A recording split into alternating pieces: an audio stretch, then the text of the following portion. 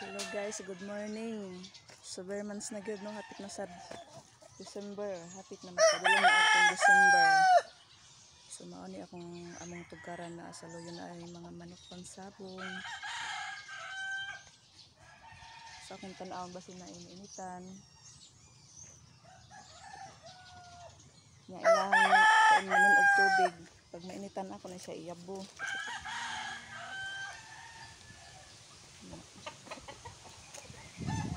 Medyo init na gid na. Pero naasay landong sad kay diri sa amo kay sa among palibot kay daghan tungod sa kadagang mga kahoy. Makita man siguro ninyo daghang mga kahoy sa landong kaayo.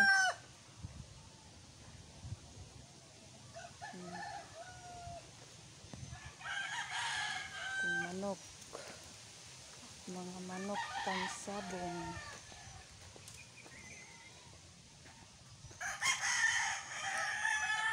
Ayan. Pumpkin.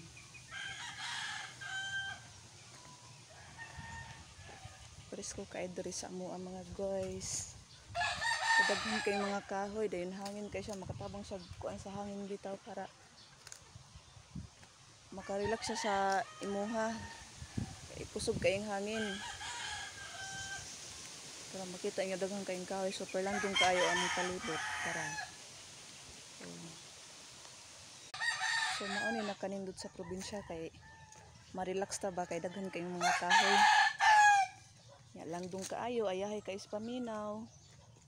Ya ay mo madunggan diri ng mga tingog ra sa langga, mga kung na kay mga binuhi nga manok. Inanamura jud madunggan nimo.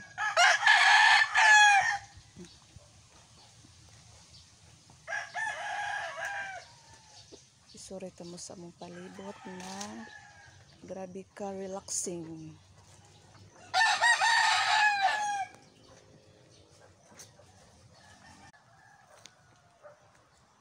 Naasay init kaayo bridal side, init kay diri siya kay ang yang mga patag siya pero yung mga kahoy is mugbuora. Say ra sa palibot dito dapit sa amo ba kay tagas kay mga kahoy nya. Asin hangin kay siya di ka bati og kaigang basan na lang ka sa gawas. Kay hangin man kaayo jud. So maura to mga guys. Thank you for watching. Sunod na sad. And God bless us. God bless you all. Thank you. Bye-bye.